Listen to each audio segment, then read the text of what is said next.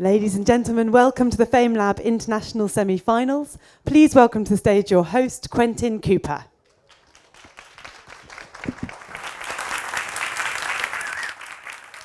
Thank you. Nice to see whistling at this ungodly hour. So thank you. Good morning, early birds. Thank you for coming along at this slightly strange hour. You will almost certainly not regret it. So I'm Quentin Cooper, tweeting us at QWERTY.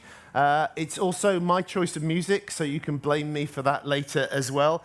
And this is the first of three stupendous, tremendous, finals of Famelab International at Cheltenham Science Festival, which, as I'm sure you probably know, is part of Cheltenham Festivals, which is a charity offering diverse opportunities for 25,000 children and young people in the community through world-class festivals and outreach programs. Have a look at the website to find out more and to get involved. I'm not reading that.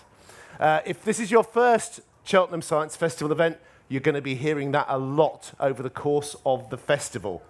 So welcome.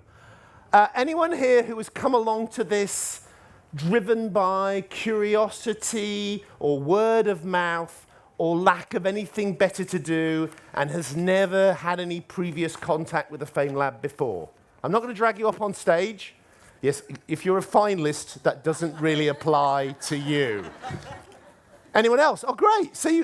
Oh, there is. Oh, okay. So just for you, I'm going to come over here. Just for you, I'm going to explain what this is all about, okay? So Famelab, you know, so you can just doze off for a second, rest of audience, okay? So it's the kind of ultimate, undisputed science smackdown, pitting scientist against scientist, country against country, individual against individual, all in the name of global togetherness and shared scientific endeavour.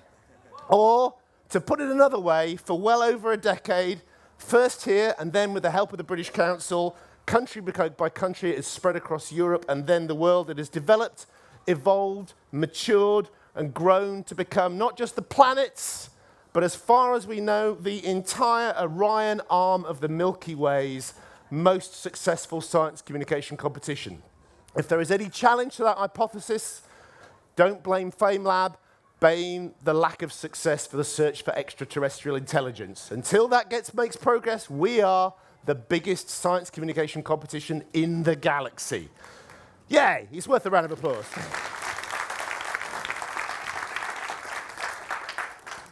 And that was somebody from Andromeda who started that as well. So this year, 27 countries have run national competitions, and part of the prize for the winners is they get to come here, take part in one of today's three Tremi-finals. That's 9 people in each, maths fans.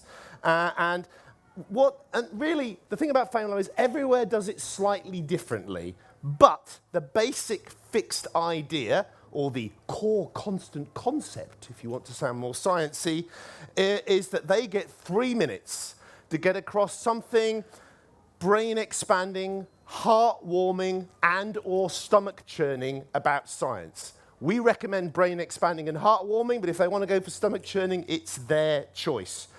No PowerPoint, no safety net, no props other than what they bring on themselves. Then they have to face a couple of minutes of anything from razor sharp to random questions from our judges.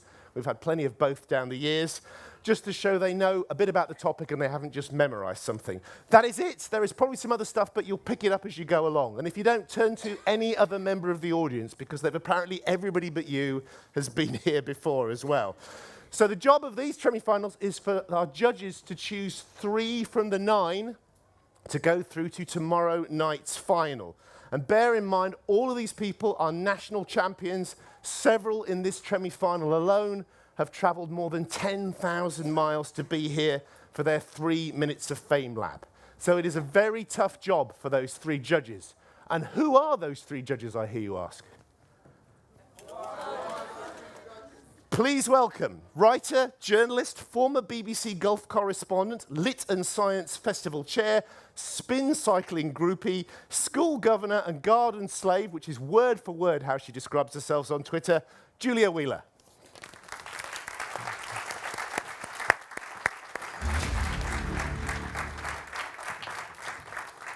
Professor of Cognitive Neuroscience at University College London's Institute of Cognitive Neuroscience, co-director of the Wellcome Trust PhD programme in neuroscience at UCL, former winner of Turin University's Young Mind and Brain Prize, which is a great name for a prize if you don't want it to go to somebody's head, big practitioner of science communication, and anagram of aha, enjoyable remarks, which is just what you want from a judge, Sarah Jane Blakemore.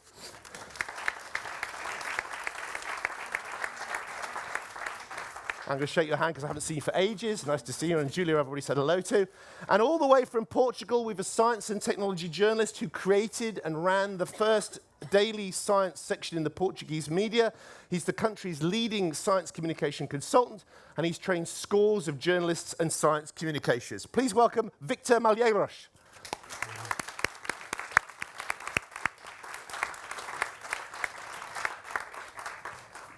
I like the way you came in from the other side there, just to confuse me. That was good as well. So, judges, welcome. Have you all had dealings with Famelab before? I've been an audience member, Right. loyal for 3 or 4 years and loved it, and so I'm absolutely delighted to be here and on the stage. Yeah. Victor, I know you've passed this way previously. Yes, 3 years ago. Yes. It was Sarah very hard. Jane? Only an audience member many years ago when So- one of my students was so- taking part. How on earth, you've got national champions here, people who've come tens of thousands of miles, they're all winners. How on earth do you select 3 from 9 to go through? Sarah Jane, I'll start with you. Well, we are looking for engaging in the subject, charisma, and also content. What have they chosen to speak about and how do they speak about it? So these are the official criteria: content, clarity, charisma. Okay, but they've all obviously got content, clarity, and charisma. I'm asking what you as individuals, there's always that extra factor on top of that that's going to make the difference. You know there's going to be a lot of content, there's going to be a lot of clarity, there's going to be a lot of charisma, and not just from me. So, what's going to make the difference? Well, as my background's writing and journalism, so I'm really interested in the story that they're going to tell and the arc of that story and how well they can fit that often really complicated detail that those science brains have got and clarify that and engage from their storytelling. Okay, Victor? Well, I think I want to be thrilled. I want to be surprised. If the only criteria was with these content, clarity, and charisma, probably you could have a computer algorithm. So it has something to do with the emotion that is conveyed by the actual presentation. So it's something. It's more than this objective criteria. It's really the emotion that they causes you. That they cause you.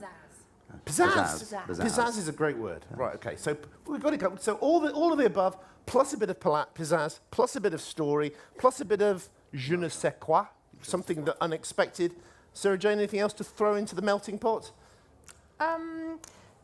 Not wanting them to stop talking, I think, is for me the key thing. Wanting to. Although they do have to They after do 3 have minutes. to. That's a pretty strict I'm rule. being disappointed in them having to stop. Right, that's right. Okay, so a sense of, although obviously you also want them to reach an artistic conclusion, because if they're really disappointed, if they get to 3 minutes and they have to stop. By the way, do we have a noise maker in the front row? So that is what will happen when they reach 3 minutes.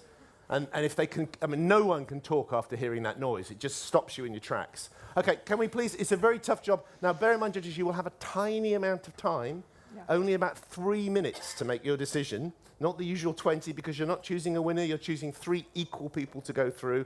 So can we again please give our judges a preemptive round of applause to thank them for their work. So just to stress today, there are no winners today, although technically there will be up to 6 losers. But we prefer to think of them as unlucky runners-up, or even better, as people who get to have a day off in Cheltenham with nothing to do. Now, I say up to 6 because there is also going to be an audience vote winner that goes through, and that is entirely down to yourselves, the audience. Even the ones who've just turned up. Come on in, come on in, come on in. I won't explain anything about Famelab because you missed that, but I'll explain how you vote later. But the essence is, if your pick is the same as one of the judges' picks, that's just the way it goes. But if you pick somebody different to who the judges pick, they will go through as well. So each of these Tremi-finals will send through either A3 or B4 Tremi-finalists. I think there are no other possibilities. So we could end up with 12 finalists tomorrow, which would be a nightmare. But I'm hoping that doesn't happen. Right, all clear? Know why you're here? Ready to cheer? Then let us go. As ever, the order has been chosen by cross-indexing each country's GDP per capita with their quality of life and average number of haircuts per year. And that means first up is Egypt. Their 2018 Famelab champion is Hossam Abdelhai Abdelwahab Abdallah. Hossam has been studying cancer for his, both for his master's degree thesis and for his work as an oncology pharmacist. He says it's a passion and that he believes he has a special talent in science communication. But maybe he's in denial. Denial. Oh, never mind. Clearly, it was special enough for him to win Famelab in Egypt, but is it special enough for him to be Famelab international champion or at least get a place in the final?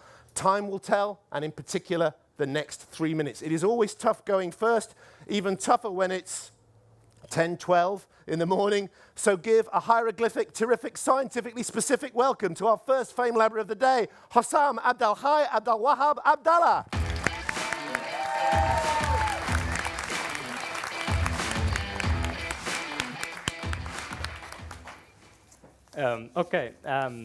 I think a lot of stories are talking about sacrifice.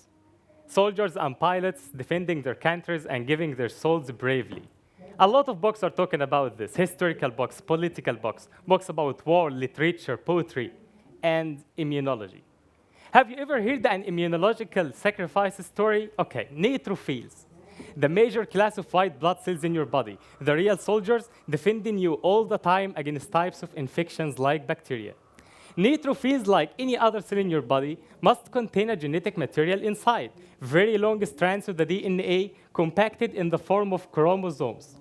They are also called the granulocytes because of containing bactericidal granules that can kill the bacteria. And that's why we say that neutrophils can fight the infection by one of two ways: swallowing the bacteria to kill them by granules inside, or releasing the granules to kill the bacteria but outside. That was until 2004, when Brinkman discovered a new weird way of defense. Some neutrophils could sacrifice their lives just to save us. During the infection, on the war, inside your body, some neutrophils bring the chromosomes out of the nucleus, decompact the strands of the DNA to form a very heavy, complicated net filled with these granules, something like a trap. And suddenly, in the exact time, the outer wall of the cell starts to rupture in a very dramatic scene. It looks like the cell decided to end its life just to release this net outside to cover the broadest spectrum around, trap the infection, localize it, and finally kill the bacteria using these granules. Neutrophil extracellular trap. This is the name, abbreviated as NET. And to be more accurate, it's a suicidal net, as it ends by suicide or death of the cell. And that's what made Steinberg in 2007 to add a new expression about cell death physiology. He said, in this case, neutrophils don't die normally by apoptosis. They are not killed too by necrosis. They are dying for a reason, to release this net outside. So we have to call this netosis. Netosis becomes a very important expression in immunology today, especially when we found a relationship between the exaggerated formation of these nets and the incidence of autoimmune disorders like lupus erythematosus, rheumatoid arthritis, and so. That will open new doors to diagnose and monitor these disorders just by measuring the levels of these nets in the patient's blood. Let's change our minds. Cells have stories just like ours. Netosis was a sacrifice story, a real sensation of honor and safety. We have cells that do never mind to die just to keep us alive. Thank you.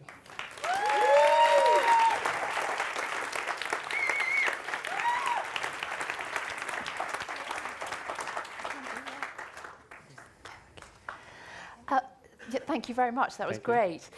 So tell us, how does this subject fit into what you do in your everyday life when you're not Famelabbing? Can you... How does this subject that you've been talking about relate to what you do in your normal everyday life? I'm working as a quality control specialist, and we are doing some quality control testing on biological products.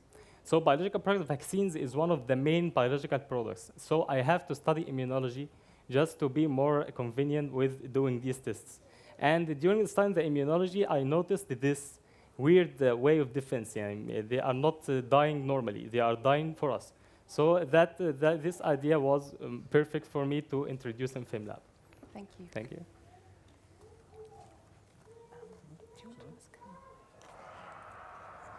And how do you see science communication fitting into your everyday work?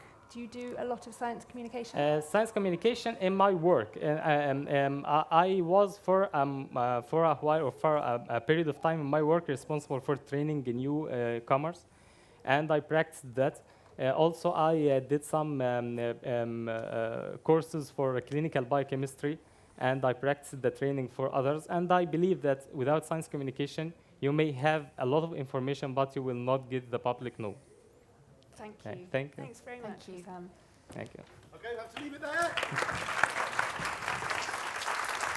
Some Famelabers are gross. He was net. That was Hossam Abdelhai Abdelwahab Abdallah. And I think also he gets an extra round of applause because at the precise moment he started, the incredibly yelly children's event next door started as well. So he coped brilliant with that. Another round of applause for Hossam. So if you didn't get the idea before, you should do by now. 3 minutes of them being brilliant and incisive and scintillating and stimulating. 2 minutes for our judges to aggravate and discombobulate. Little note to judges, questions should be about what you have just seen, not about their lives and everything else as well, just about the Famelab presentation. Right, we are 1 over the 8 and slightly earlier than I usually am, so straight on to number 2, and that is our 2018 Poland winner, Ruth Dudek-Wicher. And I've checked, no relation to Jerzy Dudek, the famous Poland goalkeeper, ex-Liverpool goalkeeper. World Cup fever not in this tent? Fair enough then, fine. I just thought I'd point it out. Now, Ruth is looking at interesting intestine interactions, like the impact of emotions on intestinal microbiota, as part of her PhD in pharmaceutical microbiology. When not doing that, she has a very long list of loves, including Thai food, growing her own veg and traveling, plus playing the violin and the piano, and as of 3 months ago, the ukulele, which, as I'm sure you know, is now the unofficial musical instrument of science. With all those instruments and all that love, it's perhaps no surprise that Ruth says that although she's a dedicated scientist, she is at heart a musician from the Romantic era, by which I think she means romantic as in late 18th, early 19th century, very florid classical music, not as in Spandau Ballet and Duran Duran and the new romantics from the mid-1980s, but you never know. Either way, Ruth says it means that although she has plans to get a Nobel Prize, she would also accept a Grammy Award. And in the meantime, let's see if she's on song for trying for a place in the International Famelab final. In at number 2 in our Famelab hit parade, our Poland 2018 winner, Ruth Dudek-Wicher.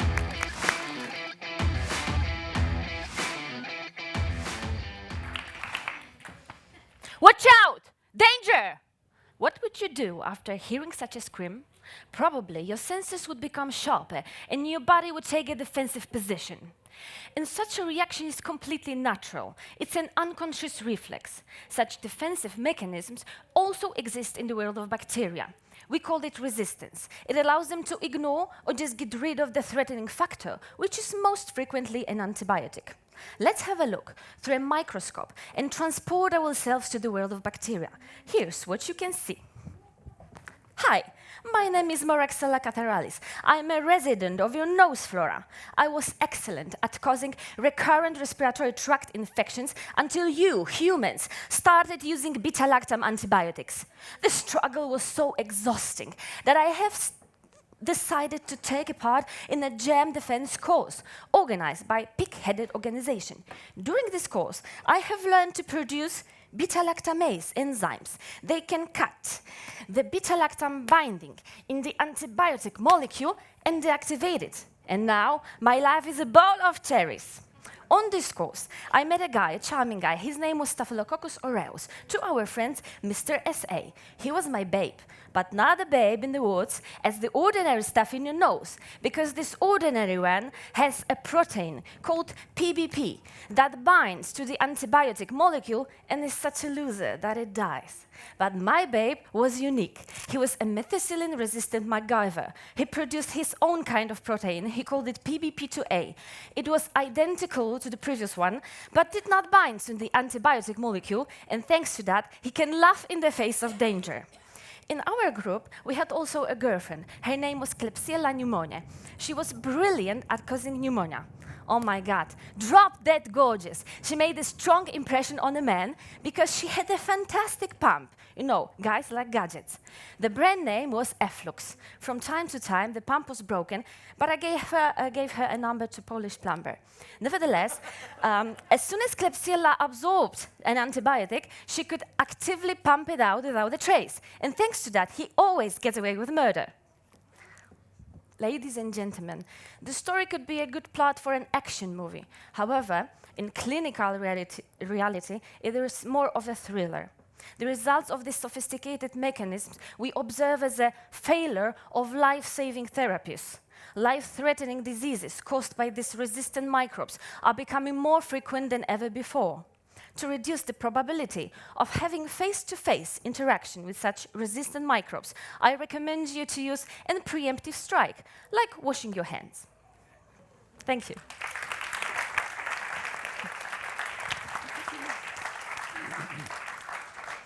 So how is this knowledge being used to develop drugs that bacteria are not resistant to? It is very important to know these mechanisms, because in that way we can search for other places that antibiotic molecules can be directed in. You are both a musician and a researcher, and of course it's obvious that there is a connection between your music and the stage, but science communication for you is like a sideshow to research, or does it impact in any way the research you do? How do you feel about that? Nowadays, science communication does not have an impact for my research. My research is focused on biofilm. Biofilm is a structure where bacterial cells are connected to each other and then react differently for different kinds of antibiotics or antiseptics. And most of my time I spend in laboratory just listening to the music. But science communication... So instead of researching, you just listen to music? No, I do both things in the same time. I'm a woman. Hello. Okay, touché. But I hope that I will use science communication because I am full of energy and I have a lot of different ideas. Thank you. Thank you.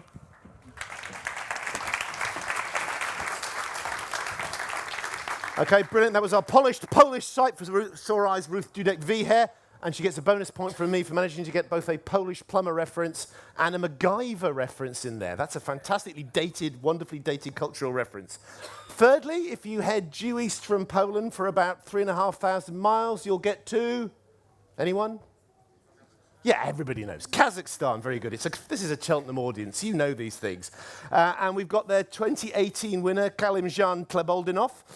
Galimjan apparently literally means scientist soul. So he's actually christened that, or given that as a first name. So he falls into the category of somebody who was destined to be a scientist. Galimjan also seems to be destined to be a winner. When he was at high school, he won a scholarship, allowing him to study abroad. And after a time in the USA and elsewhere, he's now a biotech specialist at Kazakhstan's National Center of Scientific and Technological Evaluation. And as well as Famelab, he's taken part in scientific competitions in the USA and Brazil, plus the National Biology Olympiad in Kazakhstan. His goal, he says, is to raise awareness in the general public of the many advances that we're making in genetics and the ethical challenges they also create. And by winning Famelab Kazakhstan, he gets to do so here in Cheltenham. An astounding, a standing ovation for Galimjan Kleboldinov.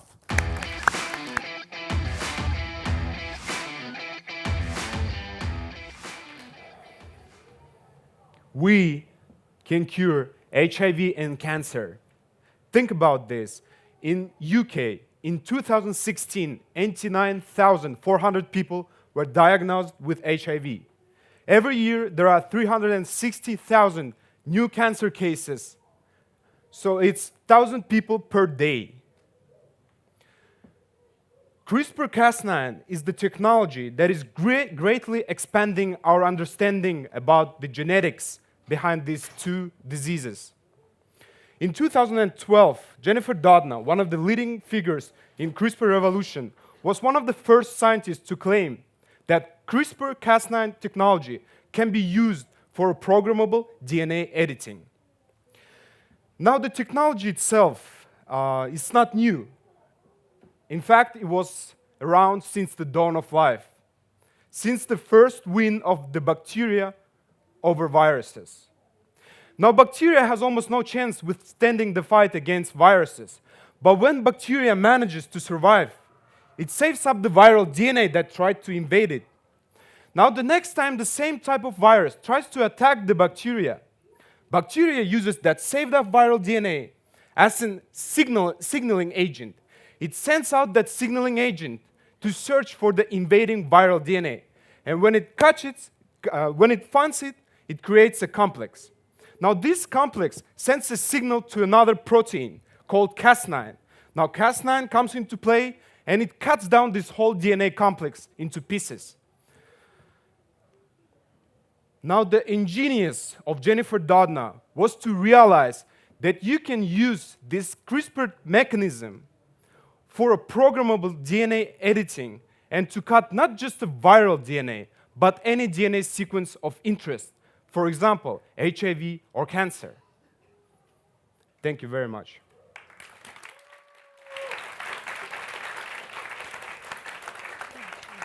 Thank you very much. That was very interesting.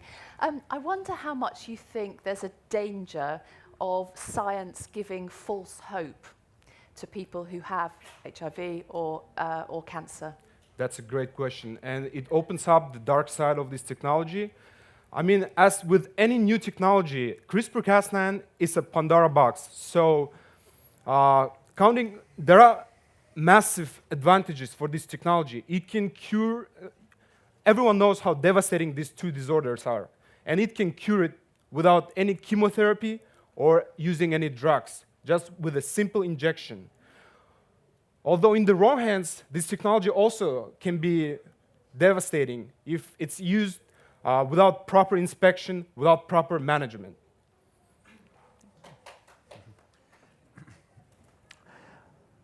I'm going to make a follow-up question to Julius.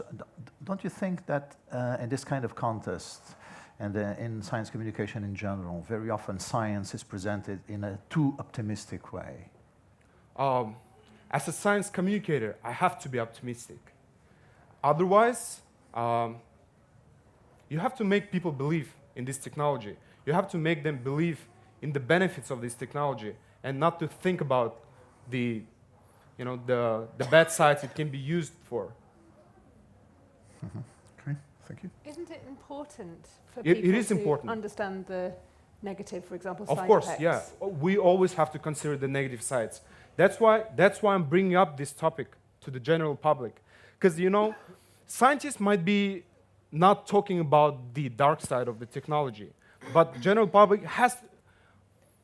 My job here is to make you interested in this technology. My job here is to make you go home and research about this technology. So the next time doctor says, I'm going to use CRISPR-Cas9 to cure your HIV, you're going to know what it is about. Thank you. Well done. Answers to cancer from our stunner from Astana, Galimjan Treboldinov. Oh, still they come in. That's great as well. So that's 3 down, which means so far everybody's in the final. But from here on in, the countdown begins to eliminate them. And talking of countdown, some of you might know Countdown is one of the world's longest running game shows here in Britain. It's a kind of game, it's a show where people come on and they have to solve anagrams in 30 seconds, and they have to do number puzzles very quickly as well. In the original French version, Des chiffres et des lettres, numbers and letters, It has run continuously on TV there for 53 years, over half a century. Same host for over 25 years. I'm very jealous. The British version has been going a mere 35 years, getting on for 7,000 episodes. And in all that time, it's believed that the youngest ever female contestant was some say 13-year-old, some say 14-year-old, back in 2002, called Lucy Guile. That 13 or 14-year-old has now grown up to be a junior doctor who's interested in improving healthcare in remote environments, has taken her to Borneo, Peru, Ecuador, Fiji, tough gig, and the Himalayas. And that experience of being on Countdown has also possibly helped Lucy when she entered and won Famelab UK in April. Now, if you think this is a bit of a long intro, that is because in the spirit of Countdown, her name is an anagram of Q Uglily, which is what I've just done. Applause, please, for Famelab UK champion, Lucy Guile.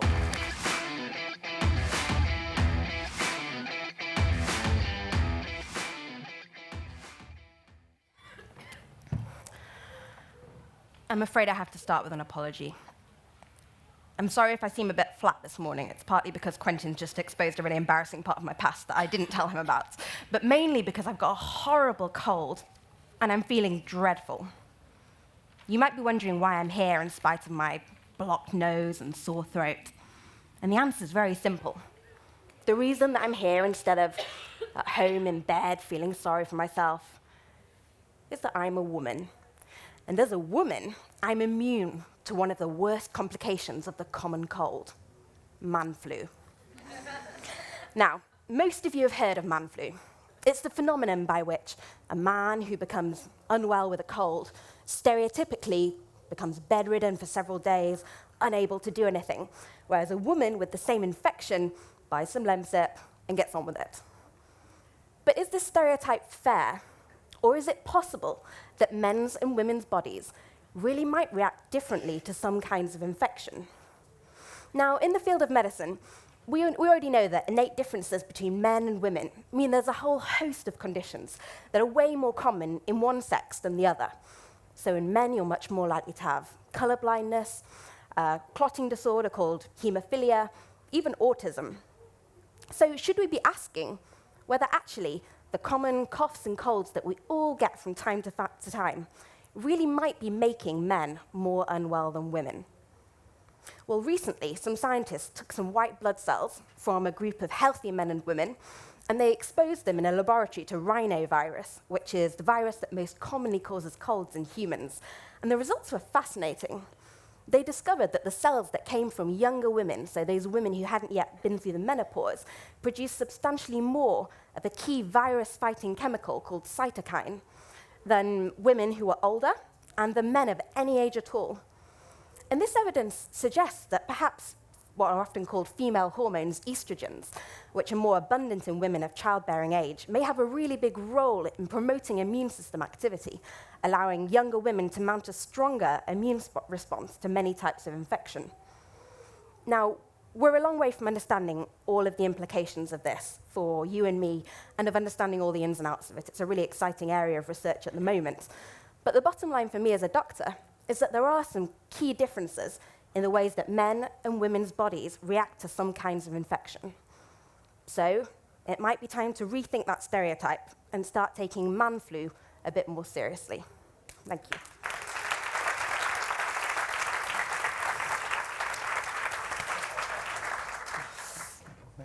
Yes. Well, you began in a very risky way.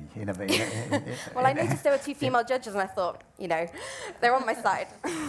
Okay, but you began with a kind of a sexist discourse. So it's of course afterwards you corrected it and you told us your story. But my question is, do you have any interest in gender politics? Do you have any interest in gender ideology? Do you think that crosses in any way the kind of subject that you just treated? Not necessarily personally, but I think that there is a lot of gender ideology inherent within medicine, sort of in the popular imagination, and probably within the profession as well. So, I mean, I think probably most people in the room had heard this stereotype about men complaining when they come down with really minor illnesses.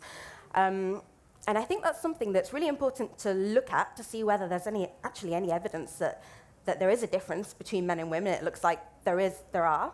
And also just challenge those stereotypes when they're not helpful, because there's plenty of evidence that men often seek healthcare later than women for things that turn out to be severe problems. And so it's important to try and confront some of these problems or ideas head on and, dispel some of the myths which are damaging to men and women about sort of gender and health. Okay. I think this is fascinating. If it's linked to estrogen, could sex hormones be used to boost immunity in, say, postmenopausal women and in men?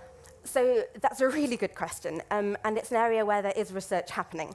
We don't really know the answer yet, but sort of going along and supporting the idea that estrogen is important, but possibly and other hormones, but possibly in some complicated ways that are really, really difficult to unpick. Women's immune responses also change in pregnancy, and you become more susceptible to some infections in pregnancy.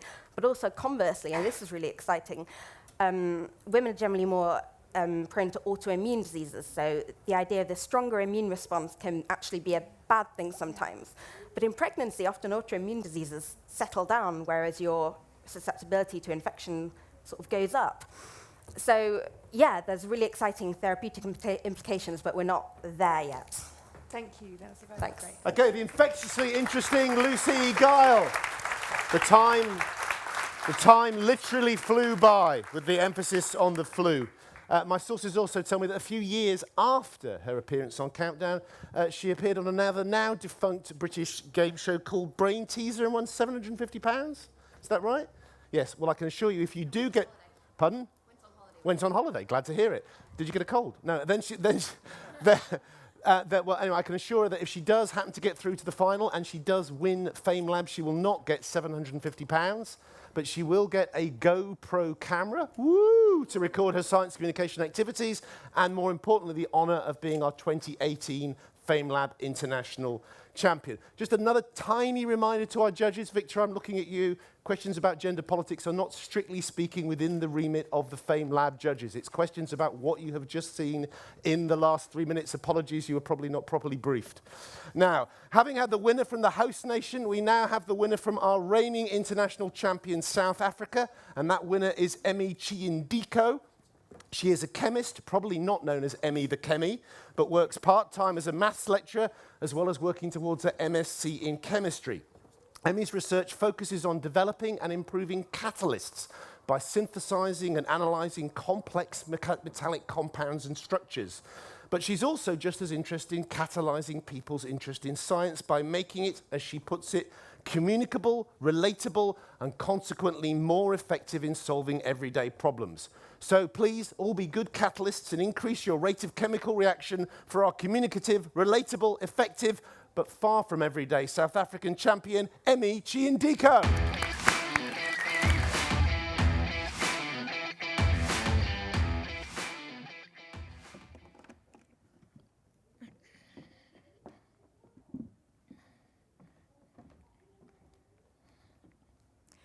It is the first week of college, and I decided to go and see my friend at the library. Now, while I was there, I locked eyes with one of the most beautiful specimen of a man that I'd ever seen. Now, it wasn't just his build, it was, let me not get carried away. Needless to say, I spent the rest of the semester just trying to be in the same room with him. I spent so much time and so much energy, and to be honest, I was running out of cute outfits. So I decided to borrow a page from Prince Harry and Meghan Markle's book. A mutual friend of ours managed to get us on a blind date, and months later, I think it's safe to say, I'm the happiest girl in the world. Now, that is exactly how catalysts work. My research is based on synthesis of metal complexes that have a wide application, but they're mostly used as catalysts. You know, those chemicals that speed up reaction. Now, picture particle A and particle B. and they're perfectly made for each other.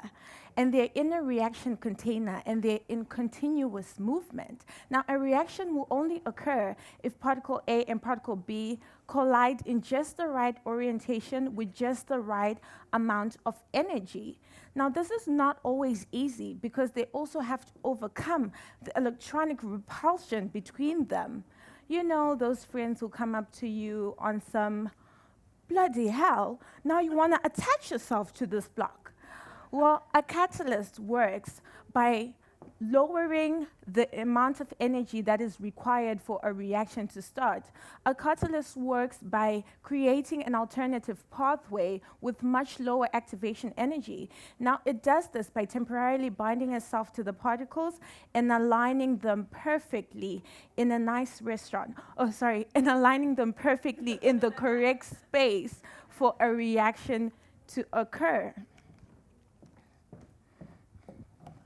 Now, this is not always easy because sometimes the particle A has to go through some not so charming particles for it to reach its Prince Harry. Now, it is important to use catalysts because an effective catalyst means that we use less energy and less time and less materials, and also there is a minimal amount of waste products that are produced in that reaction. An innovative catalyst directly meets more than half of the sustainable development goals that we are all set to contribute and to complete before 2030. Thank you.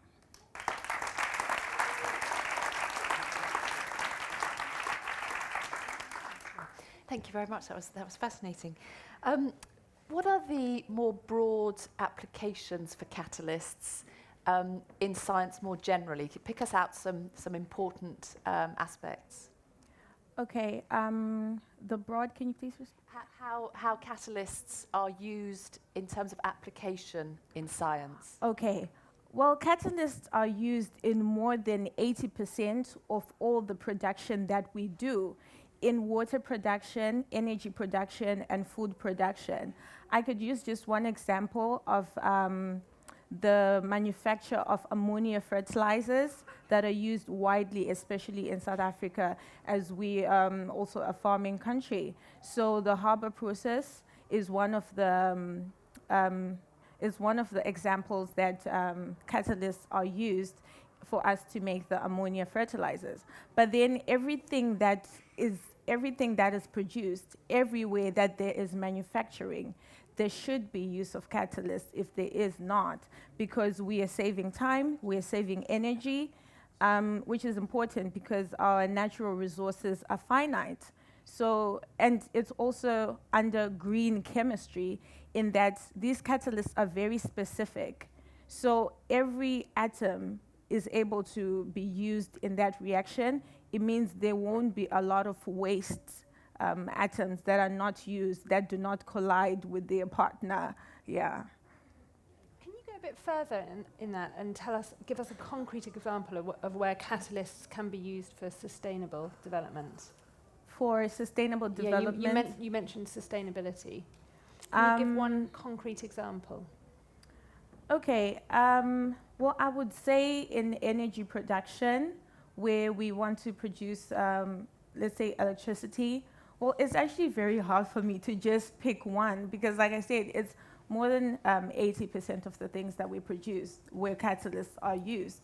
But if we're able to produce food and energy and water very easily, then it directly means sustainable development. In this modern technology, everyone wants to have access to all of these things, and it's very important. I hope I answered your question. You did. We'll have to All leave it there. Emichi and Thank Dinko. you.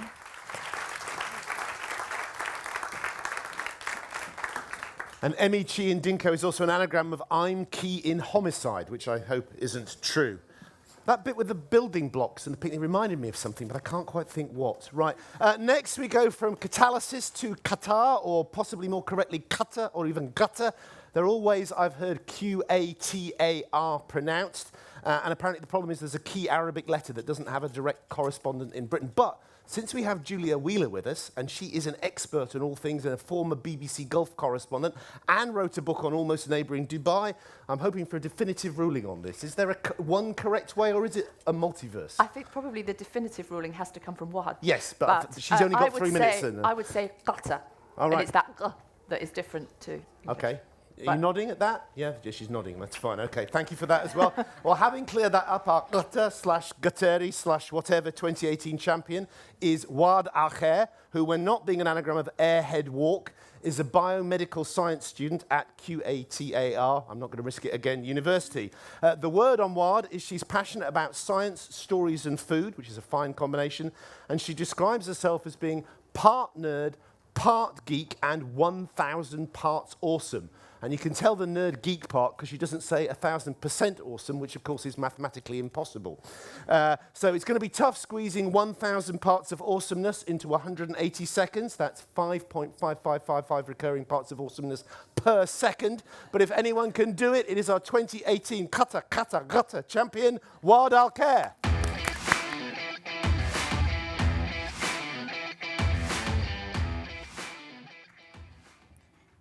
You know what? I really hate being old. My foot is in pain. My knee is in pain. My life is in pain. Now, if I have asked you to imagine an old woman, the scenario that I've just did will probably play in your head. Right? But to be fair, not all the women are as grumpy as Grandma Wad over here. Actually, in the current times, being old, meaning that you spend more time in pain, because humans have actually lived longer than they have ever did before, but we spend a large proportion of our lives being sick. So that's why scientists reverted their attention from expanding the lifespan to expanding the health span. And in order for them to do that, they needed to attack the reason for all the bodily defects, which is aging. One of the experiments that they have actually did was removal of the senescent cells. So what are the senescent cells? Senescent cells are the type of cells that cannot replicate. After a number of cell division, they lose the end of their DNA, resulting in them for entering the zombie zone, which is the senescence mode. This senescent cell doesn't die. They roam around your cells, and the older you get, the more of these senescent cells you will be having. Now, these senescent cells harm their neighboring tissues, and they are related to many aging accompanying disease like kidney failure and diabetes. So scientists decided to remove these cells to fight aging. One of the processes they made these cells go through apoptosis, also known as programmed cell death. Most of the cells inside our body commit programmed cell death when they are damaged, but these senescent cells doesn't do that because they underproduce the protein that tells the cells, hey, it's time for you to go. So what did these scientists did? In 2016, in a study, they took this protein that is responsible to tell the cells to die, and they injected into old mice that have the senescent cells. They noticed that 80% of the senescent cells that is inside the mice were killed, and the mice were healthier and stronger. Actually, this is one of the methods that are out there to prevent aging. But other ways, there are a lot of other methods that are out there to attack or to tackle aging. But this is an important step that shows us that we will actually soon can have a future where there is no pain in our knees when we're old and we're healthy and strong. And maybe an 80-year-old woman like me can pass for a 20-year-old. Thank you.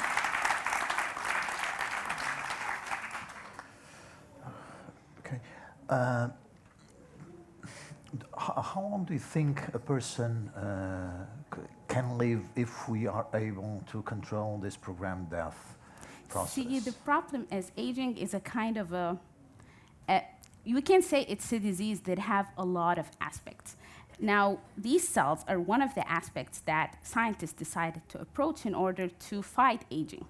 But there are a lot of other factors that they needed to control. This is just an example. How far can you go? You can ensure that the person will be healthy in fighting the aging symptoms, but still we cannot assure that first because the trials have been done only in mice, and mice have like a 2% difference in the DNA, like in comparison with human. So we can say, oh, it's a proof that it might work, but we cannot say that it will work in the same process as human, because human trials haven't been done yet, but they will be done soon on these cells. So I cannot just say, oh, this, for example, it will enhance the age of the human by this percent. But in mice, it was actually able to enhance their age by 30% in comparison with the other untreated mice. So you've talked about what scientists are doing. I wonder if you have any ideas about what we can do to help ourselves in this fight. I would recommend a healthy lifestyle, because stress actually affects us and affects the way we age or the way we live. So if you live a healthy lifestyle, you can absolutely assure that as you grow older, you'll have a better ending, if I might say so. And what do you mean by a healthy lifestyle? Eat well, don't stress, live happy, be happy. That's it. Smile more. Smile. Okay, thank you. Thank you.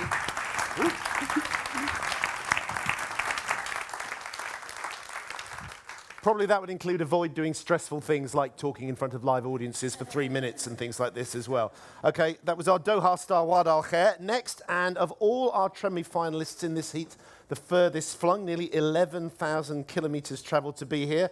It's our Malaysian champion, Khairia Mohammed Hanafia. Khairia, Kai for short, is a lecturer at Malaysia's University of Science, and her research has evolved from looking at hepatitis to tuberculosis, to finding immunological biomarkers for infections. And at the same time, she says her science communication skills have evolved from, quotes, watching her husband's eyes glaze over whenever she tries to philosophize about the humanity of the adaptive immune response, to fascinating students and the general public and winning Famelab Malaysia. Now, many and varied are the reasons why people enter Famelab and take up science communication, but Kai's is unusual. She says she hopes her efforts will ensure her sons grow up knowing that cleavage isn't just a gap between bosoms. I'll leave that mental image with you. And what higher goal can there be than that? Prepare to be bosom buddies with our amazing Malaysian champion, Kai Mohammed Hanafia.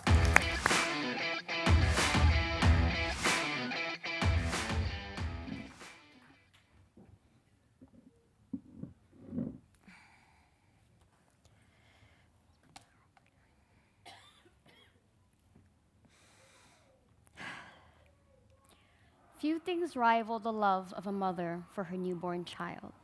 And yet, when I had my baby, like many mothers around the world, I let a stranger inject bacteria into his left arm. I watched the injection site pus and blister until eventually a scar formed on my baby's perfect skin. This is the scar of the BCG vaccine given at birth to prevent tuberculosis or TB. Unfortunately, the BCG vaccine only protects children, so most of us here can get TB. Maybe some of us already have, and we don't even know it. You see, when we inhale the bacteria that causes TB, a multitude of outcomes can occur. But for clinical purposes, people are categorized as having active TB or latent TB. Active TB can happen to 10% of us. We'll feel sick, we can even die, and we can spread the disease to others. Latent TB happens to the other 90% of us, and we'll feel fine, and we don't spread the disease. In latent TB, our bodies effectively trap the bacteria inside these spherical sleeping bags, which my sister crocheted for me last week, but in reality is called granulomas. As long as the bacteria are tucked away, then we are safe. But so are the bacteria. They're safe from being attacked by our immune system and safe from being detected by diagnostic tests. But if we get HIV, if we use drugs that suppress our immune system, then the bacteria escape. Decades from when we first inhaled the bacteria, the disease reactivates, and we can now spread it to others. Suddenly, even countries that have curbed TB transmission for decades, like the UK, can see a resurgence in the Great White Plague. This is what makes tuberculosis fascinating and terrifying. Humans have been infected with TB for thousands of years, but we still don't know what signals our bodies give when harboring this hidden killer. These signals are biomarkers and the focus of my research. Biomarkers are molecules with the invaluable potential to be translated into diagnostic tools that are rapid, cheap, and simple, that can be used in big hospitals with high demand and in remote villages without running electricity. If we can find the specific biomarker that tells us who has latent TB, then we are one step closer to curing them, wherever they are in the world.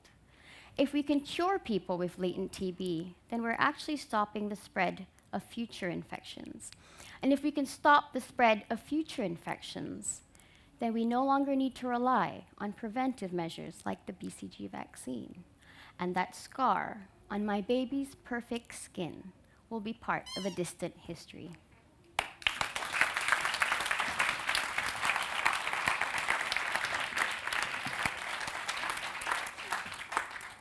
So you seem to be suggesting towards the end of your presentation that actually in this case cure is better than prevention, and so much else in medicine and human health is the other way round.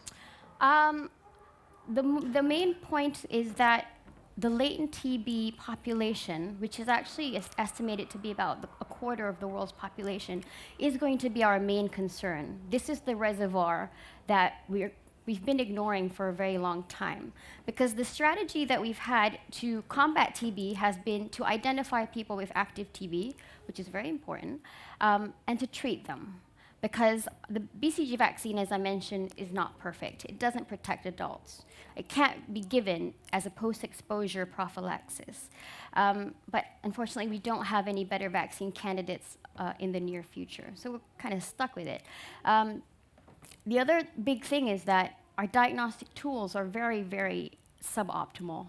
We can't reach the majority of people living with TB in areas without labs.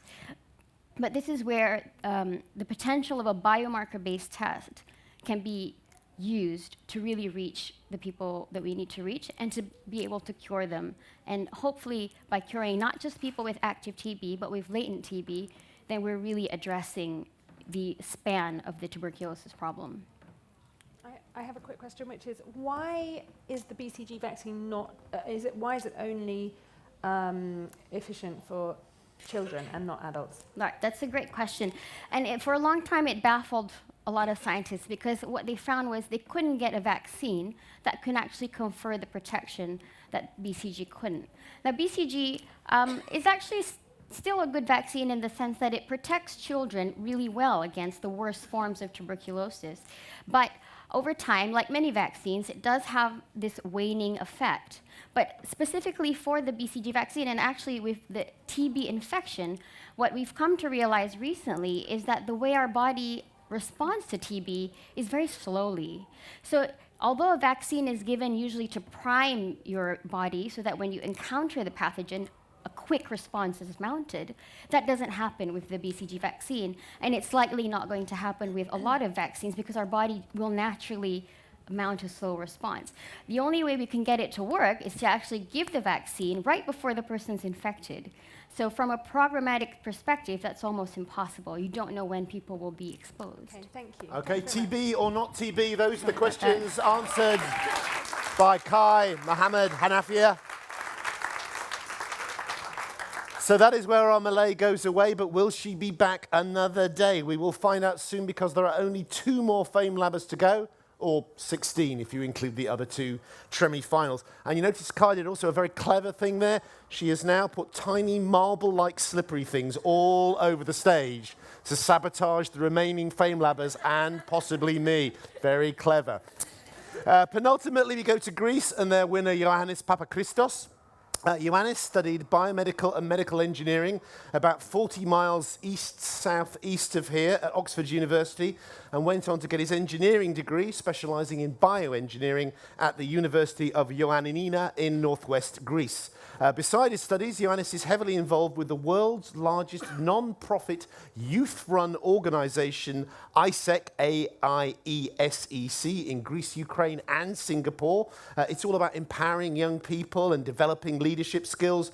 And he's also heavily involved with the world's largest non-profit youth-centred science communication competition, Famelab, winning the Greek final. Your Cheltenham cheers, please, for our Greek bearing the gift of the gab, Ioannis Papachristos.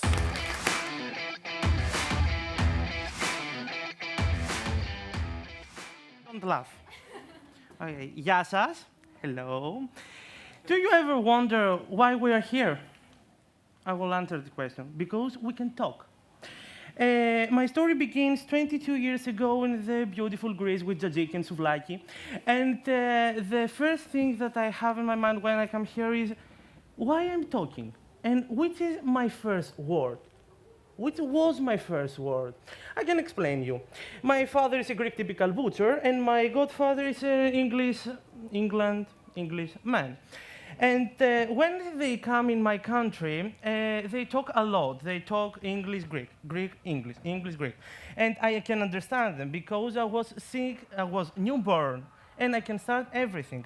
I can understand every language, every sound until 6 months. When I passed the 6 months, my sounds developed part of my brain start wondering, which is my native word? Or language? I don't know. My native language is Greek, so I must only understand Greek. And the most fantastic word that I have ever had in my mind was ball. This was my first toy. This was my first toy, and my first word was ball, because my parents told me that, hi, there's a ball, please play with that. So the 3 factors that can make a child speak is first, their parents. Second, their statistic minds. Every children until 6 months until their birth can spend statistics. For example, if we say the word mom, mom, mom, mom, children can understand and make some statistics in their mind in order to remember this word. And the third factor is the environment that he grew up. So I grew up in a Greek city. My father is a Greek typical father, and my first word was a ball. And I came here in order to tell you this story, my story of my first word. Every children here, every person here had the first word. So keep in mind that our first word is addicted about our story, where we were born, what we can do, and what we done when we born. So I want to let you think. Which was your first word? Keep in mind. Keep in mind your environment that you grow. Keep in mind your first person that you met. This is the 3 factors that told you which was your first word. Thank you.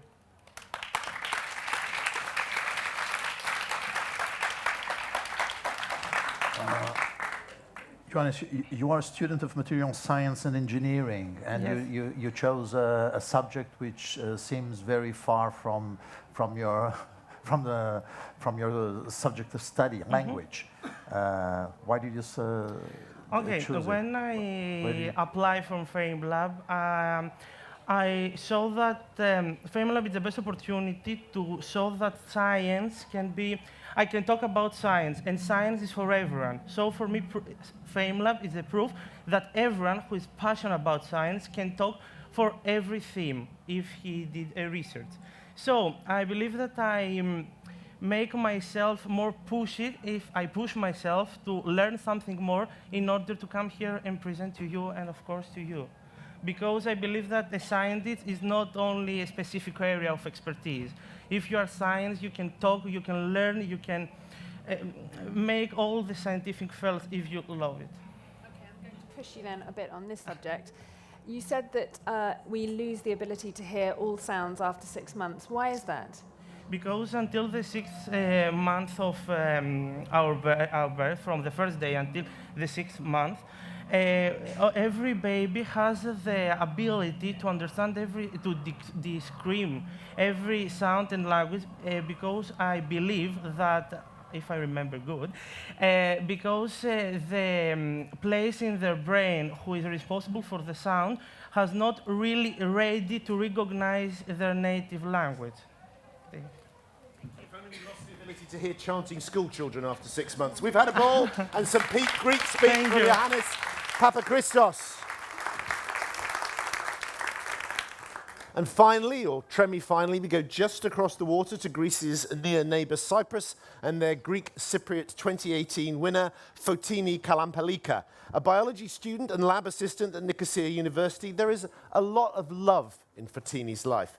She says she loves dancing ballet, she loves playing piano, she loves travelling the world, and then she loves blogging and Instagramming about all of them, as she's passionate about sharing through social media. All of these she loves, but only one thing does she say is she's in love with, and that is biology. It's a love Fotini is going to share with us now, and not through social media. She's from Nicosia, she's over here, so give a cheer and make a cacophonous Cyprus fuss over our final Famelabber in our first tremi-final, Fotini Kalampalika.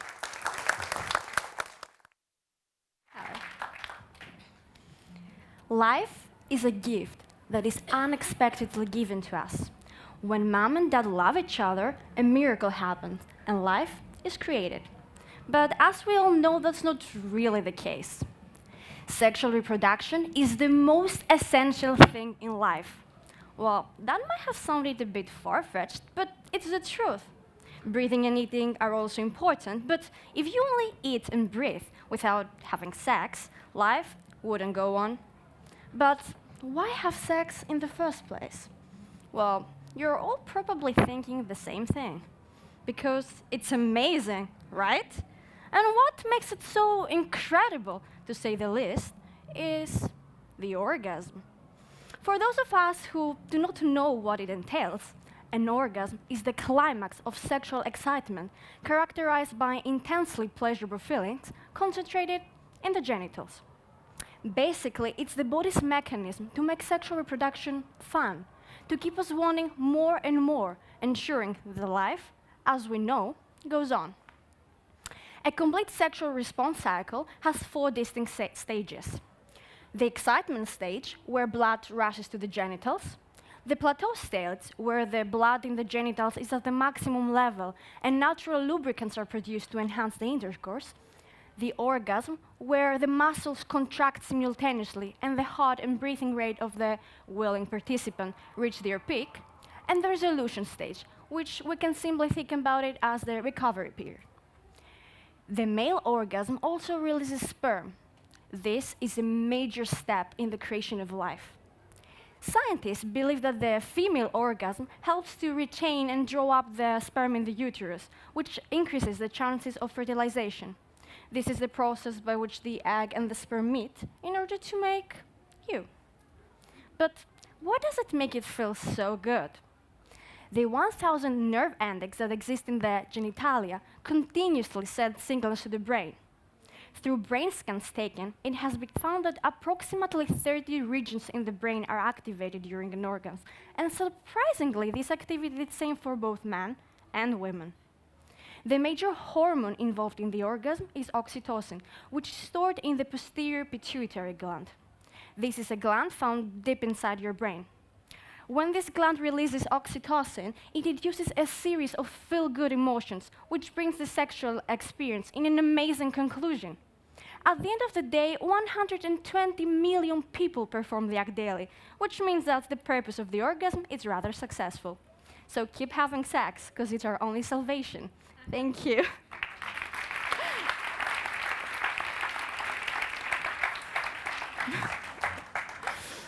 You explain it so clearly and in such detail and with so many scientific information that I don't know why everybody's laughing. I wonder if there is something left to discover, to know, to research about the orgasm.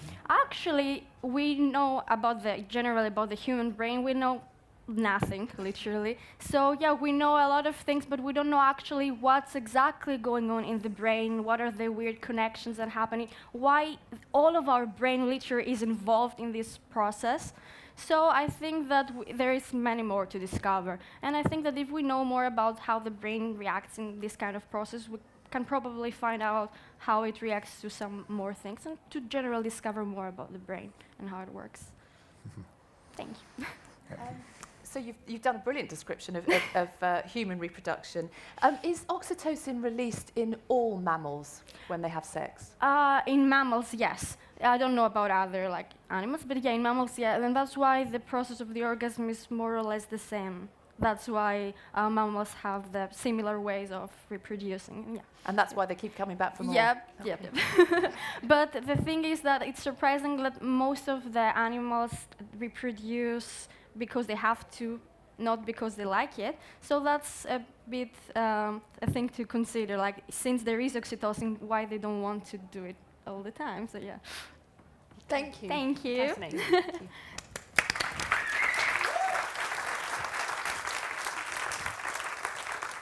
Oh, so Fortini Kalampalika, and that was our climax. Well, that was our last of our 9 Famelabbers. An orgasm by 11 a.m. Cheltenham Science Festival gives you what other science festivals cannot do. And if it's not slightly cheeky, did you notice that when it came to the questions about the orgasm, it was the man who came first as well? So you've seen 9 exceptional, phenomenal, multinational, multi-dimensional individuals. Can we have another round of applause, please, for all their collective brilliance?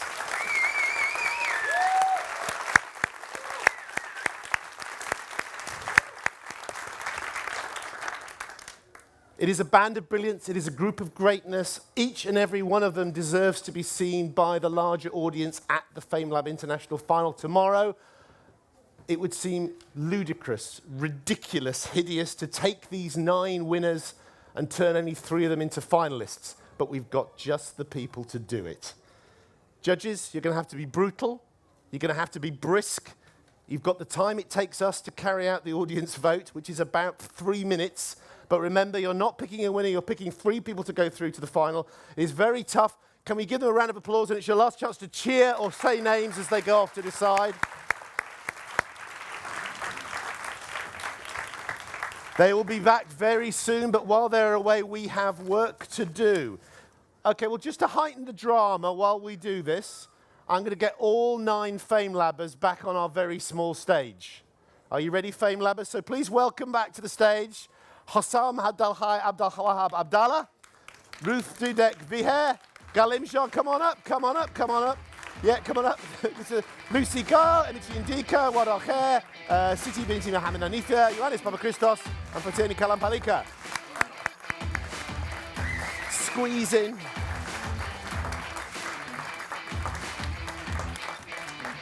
Okay.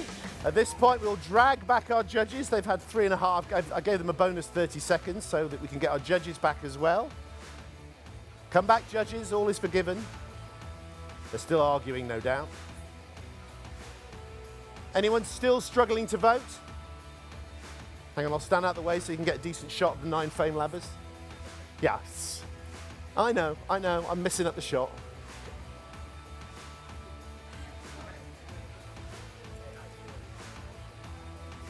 You can wave, all wave with the right arm now. Come on, right arm waves. Come on, here we go. Okay, that's a right and a left, but that's fine.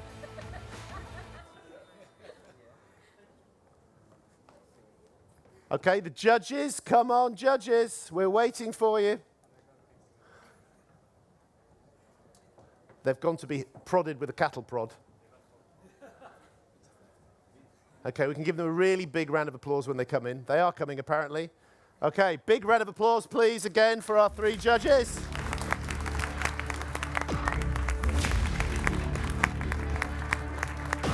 Come on, Julia. Come on, Victor. Come on, Sarah Jane. They're very shy judges, apparently.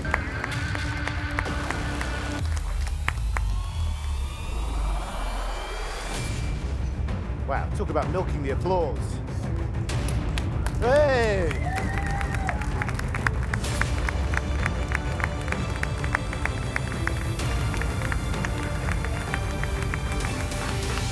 thought for a second the other two judges have killed Sarah Jane to get their verdict through there. That was a bit worried as well. Okay, we will start, as is the custom with the judges, now there are 3 choices. Remember, all equal. You cannot say all 3 names at once, so whatever order they come out in has no significance as well.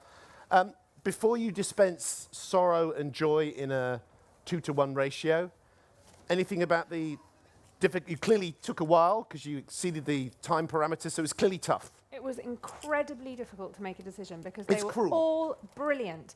I just can't imagine standing up for 3 minutes in front of this audience and giving such clear, exciting, energetic descriptions of a scientific issue. It was really, really hard to judge. Yeah, we're sorry. It is an impossible and cruel task impossible. because all 9. You this all could, did This could have brilliantly. been the final. So round of applause again because. Yes.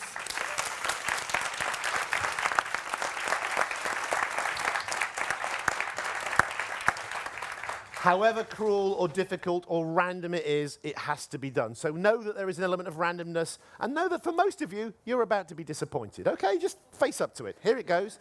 Are you going to take a name each, or are you going to do all 3, or do whichever way you want? Yeah, I'll do all 3. So in no particular order. Again, you all did brilliantly. It was very, very difficult even to eliminate anyone. But we had to make a decision, very tough. We decided on Cyprus. Fatini from Cyprus. Woo!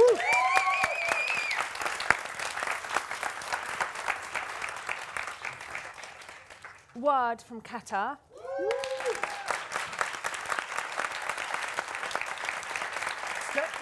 Step forward, come on.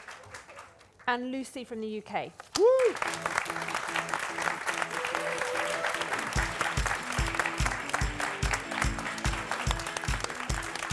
Brilliant. Congratulations to the chosen.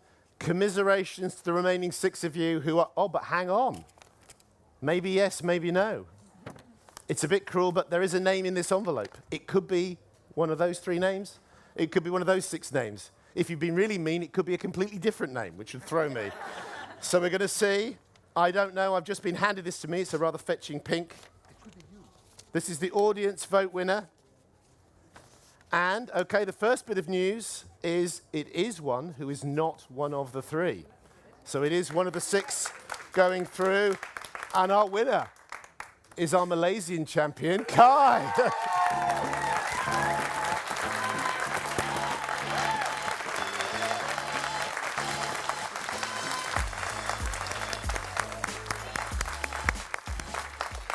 I always love the way that when the audience vote wins the audience go wild. It's like, well, of course that you're going to go wild because you voted for her, we really hope as well. So that is it. Commiserations, deep commiserations. I entirely agree with the judges. All of you could be in the final tomorrow. But let's be honest, you're not. You get a day off, you get to go and enjoy the rest of the fest. Thank you for our judges for doing their really difficult work, and thank you all for coming along at this improbable time of day to the first Famelab final. We go again at 1:15 with 9 all new Famelabbers doing all new different things, so I hope you can come along well. They're all winners from other countries, so they all will deserve a great audience as well. Thank you to everyone on stage. Thank you everyone backstage as well. And applause, please, for our Famelabulous Famelabbers.